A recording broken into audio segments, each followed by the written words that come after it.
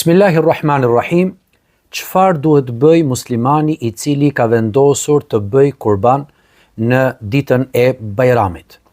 Në hadithin që transmeton Imam Ahmedi në Musnedin e tij nga Ummu Seleme përcillet se pejgamberi alayhi salatu selam ka thënë: "Idha ra'aytum hilal dhil hijja", kur ta shikoni hënëzën e muajit Dhul Hijja, pra kur të futet muaji Dhul Hijjes, wa arada ahadukum an yudahi, dhe dikush për jush dëshiron që të bëj kurban, falyumsik min sha'rihi wa adfarihi.